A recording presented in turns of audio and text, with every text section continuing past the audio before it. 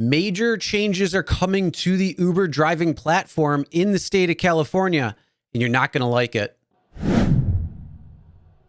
Hey everyone, my name is Chris, and this is the Rideshare Guy. And today we're going to be talking about several changes that are coming to California drivers, and drivers are not going to be happy about it. So today we're going to be talking about the changes that Uber is making to California drivers, the reasons why, kind of my interpretation of it as well, and also asking you what your thoughts are on these particular changes. So first off, all these changes that are happening in California is because of AB5. Now, AB5 was something that was passed a few years ago, and it was to codify whether a driver was going to be an employee or an independent contractor. And Uber tried making changes to the platform to make drivers more independent by giving them the ability to not have to worry about acceptance rates, to give them the ability to set their own fare multiplier, to be able to have the surge multiplier, as well as a number of different changes on the driving side of that platform. And because of these changes, they also changed the rider side where upfront pricing went away and an estimate came forward. So now they're changing it back. So all of the changes that Uber has made is pretty much going away. So the first change that we're going to be talking about that Uber is getting rid of is the fare multiplier. Now, this is a big thing because many drivers who were using it to their advantage to make more money while out on the road. Essentially, it just was surge all the time. So if you wanted to set your fare multiplier to 2x, no matter what you were taking, it was always twice what the normal Uber rate was. So if you were taking a normal $10 ride, but you had a 2x multiplier on, you'd be making $20 for that ride. And drivers would keep it on either 1.8x, some would have it at 3.4x. You could go all the way up to 5x. So that same $10 ride would be making $50 for that driver who was driving with a 5x multiplier. But that's all going away. The other change that is happening is surge pricing. Now, drivers in California would get multiplier surge, which is very similar to what the multiplier rate was. But the only difference is now surge will go back to the flat rate.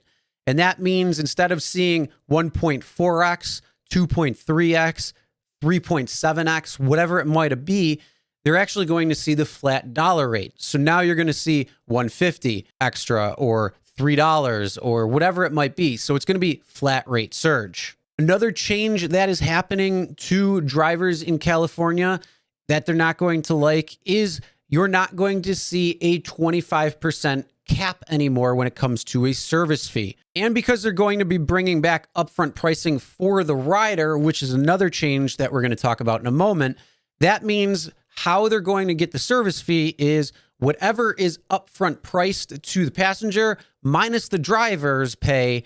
That's essentially what Uber is going to get. So that could be anywhere from 25, 30, 40, 50, sometimes even 60% of the ride could be going to Uber. And that last change that Uber is making is, again, riders will be able to see upfront pricing instead of an estimate. So those are pretty much all of the changes that they're making, which is essentially nullifying all the changes that they made before.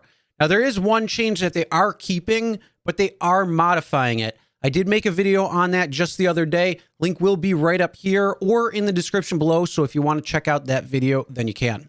Now, there are reasons why Uber is claiming that they're going to be making these changes. But before I get into that, I want to hear what you have to say. What are your thoughts on these changes? What are your thoughts on the fare multiplier going away? What's your thoughts on the surge going to flat rate instead of the multiplier? What's your thoughts on riders being able to see upfront pricing? And also that the service fee isn't capped at 25% anymore. And then the last question I want to know, if you're a California driver, will this impact how you drive? Will this impact you choosing Uber over Lyft or vice versa? Comment below, let us know. All right, so now let's talk about why is Uber making these changes? And we're going to go straight to Uber for what they say and what they claim is the reasons why they're making this. And then I'm going to share my thoughts and opinions right after that. But this is right from the blog post from Uber, and this is what they're saying. So it says, a year ago, they rolled out features like fare multipliers and removed rider upfront pricing. Over the last year, rider cancellations have increased 117%, and that they've seen that most riders are simply not taking trips with fare multipliers above 1x or without an upfront price. And then they're saying as California is reopening, they need to make changes so all drivers can get more trip requests and riders can count on getting a ride when they request one. And the big thing was, they said with the fare multipliers, over the last few months, 80% of riders matched with a driver with a fare multiplier above 1x declined the higher fare and did not re-request a ride on Uber. So either they went somewhere else like Lyft or another platform, or they figured out something else. At least this is what Uber's saying. And then it also says, additionally, drivers who set a higher multiplier received fewer trip requests.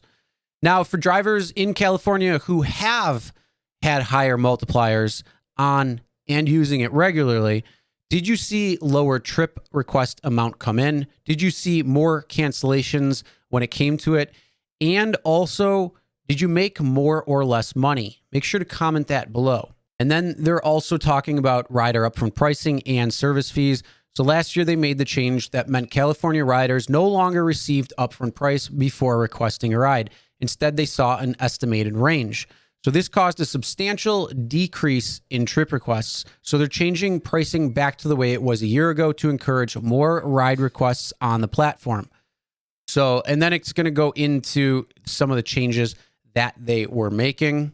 Now, one of the things that Uber also had went on and said, not in this article, but they did come out and say, is that while these changes gave drivers more freedom than any other rideshare app provided, and it did, you were able to make very informed decisions and make it profitable pretty much all the time if you decided.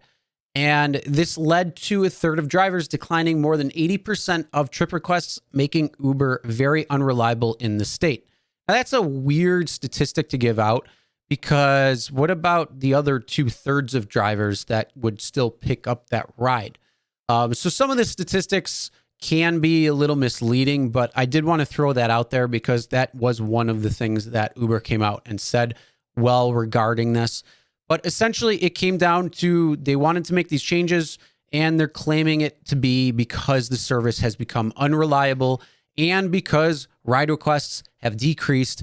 And if riders are paired with drivers who have a higher multiplier, that they're just canceling and not rebooking with Uber, but actually going to, say, Lyft or another rideshare platform that may be in that market. So they're trying to stay competitive. They're trying to keep their money coming in, and they're trying to keep market share. Not only that, they're also a publicly traded company, and AB5 is no longer a threat. This was the whole reason why they made these changes, was to make drivers seem more independent because they had more flexibility, freedom, and the ability to choose what rides they wanted to take and not take if it was profitable or not for them. So that's all a lot of things playing into one. And with Prop 22 becoming law and basically nullifying AB5, there was no real reason to even keep those changes. Now, the only other reason why some of these changes may make it back into Uber markets is if your state actually puts something on the books or threatens to put something on the books like AB5. Then Uber may make those changes in those markets. But this was a really big test in the state of California. The only thing is, it was during a pandemic. So because of that, you're not getting the real world data that would be post-pandemic or even pre-pandemic, because when these changes had taken place. And again, also, what are your thoughts on these changes? And do you think that Uber has real ground to stand on? Or do you think it was a business decision? Or do you think that drivers were actually using the tools and they're like, no, we don't really want you to do that because you're not making us money? Comment below, let us know. Now make sure to subscribe and ring the bell for notifications, because anytime there is any breaking news, we will try to make sure it will be as quick as possible on the turnaround, so you know exactly what is happening, what changes are coming, and what you could expect. All right, everyone, drive safe.